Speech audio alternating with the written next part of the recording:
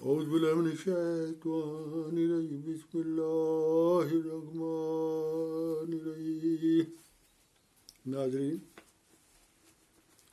خدا کے زندہ وجود کے اوپر یہ مقالہ جو پیش کیا جا رہا ہے، یہ جو اس کا مضمون پہ پیش کر چکے ہیں وہ عقل کی رہنمائی خدا کے وجود پر کس حد تک ہماری رہنمائی کر سکتی ہے۔ وہ صرف یہ پیش کیے گئے مضمون وہ اس حد تک رہنمائی کرتی ہے کہ کائنات کا ایک خالق ہونا چاہیے، لیکن وہ خالق کس شان کا ہے اور کس مرتبے کا ہے، اس نے اس کائنات کو کس قدرت سے پیدا کیا وغیرہ، ان سوال کے جواب نہیں دے سکتی۔ یہ ماخوذ کیا گیا ہے خدا اور کائنات۔ اللہ تعالیٰ کی شناخت، اللہ کی ذات کو لیتے ہیں، اس کی شناخت اور اطاعت کے لیے ہی انسان کو پیدا کیا گیا۔ انسان کو حقیقی اور دائمی آرام تبھی نصیب ہو سکتا ہے جب وہ خدا کو شناخت کر لے، اس کی اطاعت میں محو ہو کر کسی کی حفاظت میں آ جائے۔ اللہ تعالیٰ اپنی ذات کے ذریعے براہ راست، بلکہ وہ ایک پردے میں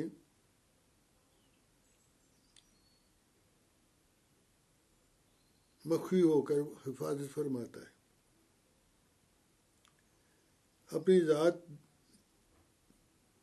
ذات کے ظاہر بھی بے حد ہے، یعنی مخفی بھی ہے اور اپنی ذات میں ظاہر بھی بے حد ہے، لیکن براہ راست اسے پردہ اخفاء میں ہی رکھا ہے، یہاں تک کہ غافل انسان اس کے سرے سے ہی منکر ہو گئے، اور بڑے بڑے فلاسفر عقل کا دعویٰ کرنے والے اس کو پہچاننے سے قاصر رہے اور ان کی عقلیں سرگرداں رہیں، اور اس کی قدرتوں اور عظمتوں کا مالک خدا انہیں نظر نہ آیا۔ یعنی یہ ہے عقل کا ما حاصل۔ جب کہ قرآن کریم نے پردہ اٹھایا اور اللہ تعالیٰ کا چہرہ ظاہر کیا، اس سے ہمیں نظر آتا ہے کہ وہ تمام صفات حسنہ کا مالک ہے، وہ واحد و یگانہ ہے، کوئی شریک نہیں، اس کا کوئی شریک نہیں، نہ زمین میں، نہ آسمان میں، نہ اس کی ذات میں کوئی شریک ہے، نہ اس کی صفات میں، نہ اس کے کاموں میں۔ اس کی مخلوق میں جو بھی ہمیں خوبیاں نظر آتی ہیں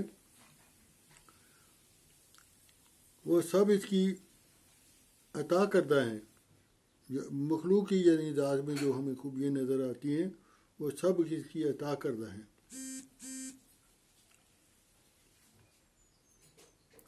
جب تک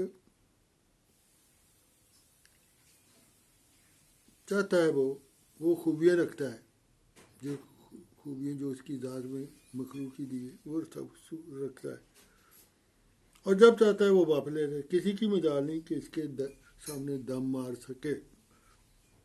اللہ تعالیٰ کی ربوبیت کے متعلق فرمایا ہے، ہر چیز کی ربوبیت کے اس کے ہاتھوں سے پرورش پا رہی ہے، خواہ وہ جاندار ہو خواہ وہ بے جان۔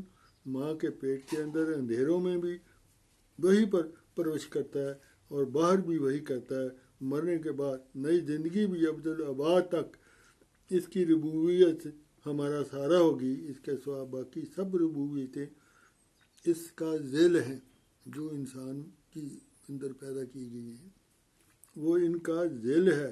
ماں کی چھاتیوں میں دودھ وہی پیدا کرتا ہے، ماں کے دل میں محبت وہی پیدا کرتا ہے۔ اس کی ربوبیت ایک لمحے پر بھی ہم سے الگ نہیں ہو سکتی، ہمیں درجہ بدرجہ ترقی بخشتی ہے۔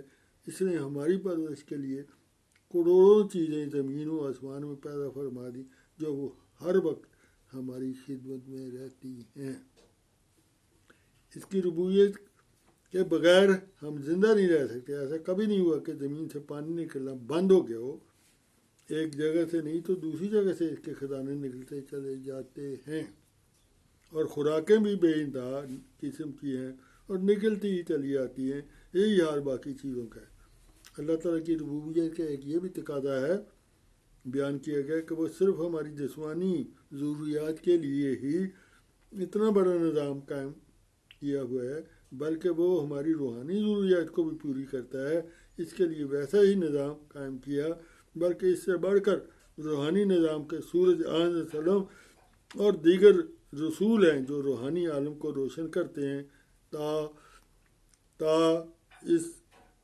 اس کے عاجز بندے صحیح راستہ کو دیکھ سکیں، اس پر چل کر اپنے رب کی طرف جا سکیں. خدا تعالیٰ کی طرف سے ہر قوم کی طرف رسول نہ آتے، ان پر اللہ تعالیٰ ہدایت نازل نہ ہوتی، تو کون تھا جو خدا تعالیٰ کی ذات و صفات کی معرفت حاصل کر سکے. تنویر قلوب یہ ماخوذ کیا گیا ہے صفحہ 81 تا 83، تصنیف مرزا عبدالحق صاحب. اسلام کا دور ثانی.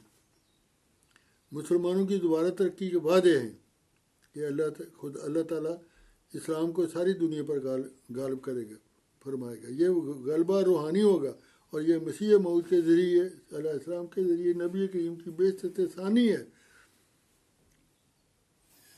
ان بعثت ثانی میں اسلام کو غلبہ دیا جائے گا. یہ سب اس رب العالمین ہی کے کرشمے ہیں جو ظاہر ہو کر رہیں گے. اس کی ربوبیت ہماری ساری مایوسی دور کر دیتی ہے. حضرت مسیح علیہ السلام کا بڑا پیارا نام ہے، ان کا من رحمت اللہ الذی یریکم فی الارحام، یعنی کیا تو اس اللہ کی رحمت سے مایوس ہو جو دو ماؤں کے پیٹوں کے اندر بھی تمہاری پرورش کرو، اور جہاں اس کے سوا تمہاری پرورش نہیں ہو، کوئی اس کے سوا تمہاری پرورش نہیں کر سکتا. بس یہ کیسی قدرت کی مالک ذات ہے جس کی رہنمائی قرآن کریم کرتا ہے تاکہ اس کے ساتھ لگ کر ہماری پستیاں دور ہو جائیں، اس کے ساتھ لگ کر ہماری امیدیں بر آئیں. اس قادر کے ساتھ اپنا تعلق جوڑ لیا تو اس کے لیے کوئی غم کیسے رہ سکتا ہے. حضرت مسیح علیہ السلام فرمایا، اسلام نے خدا تعالیٰ کی ہستی کو زندہ حقیقت کے طور پر پیش کیا ہے کہ وہ اپنے بندوں کی دعائیں سنتا ہے اور اس کے جواب بھی دیتا ہے. اللہ تعالیٰ فرماتا ہے، ادعونی استجب لکم، اے میرے بندو، سورۃ مومن آیت 61، اے میرے بندو مجھے پکارو میں تمہاری دعائیں سنوں گا. اس خدا کا وعدہ یہ بھی ہے کہ اگر تمہارا ایمان سچا ہوگا، تم استقامت کی چٹان پر پختگی سے قائم ہو گئے، تو تمہیں وحی اور الہام کی دولت عطا کی اور فرشتوں سے بھی ہم کلام ہو سکے، اس دنیا میں بھی اور آخرت میں. احمدیت کیا ہے؟ مسلمان تو عام طور پر اس پہلو سے احمدیت پر سوال اٹھاتے ہیں کہ ہمارا دین اسلام ہر لحاظ سے مکمل ہے، اور دین احمدیت مکمل ہے، مگر مکمل دین کے بعد احمدیت کی طرح کوئی نئی بات عطا کر سکتی ہے؟ وہ سوال کرتے ہیں کہ ہمارے پاس ساری چیزیں مکمل ہیں. دور آخرین کے بارے میں رسول خدا صلی اللہ علیہ وسلم نے پیش گوئی فرمائی تھی کہ دور ثانی کے زمانے میں مسلمان اسلام کو بلا دیں گے اور من گھڑت عقائد اور اعمال کو اسلام کا نام دینے لگیں گے.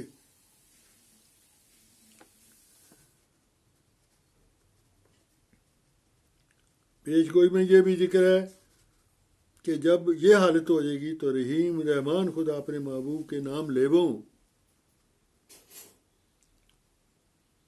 کی خیر امت کو بے یار و مددگار نہیں چھوڑے گا، بلکہ ان کے دستگیری اور رہنمائی کے لیے ان کی امام مہدی مبعوث فرمائے گا، جو دین و یقین شریعت کے مطابق دین اسلام زندہ کرے گا، شریعت اسلامیہ کو قائم کرے گا. وہ اپنی عظیم قوت کے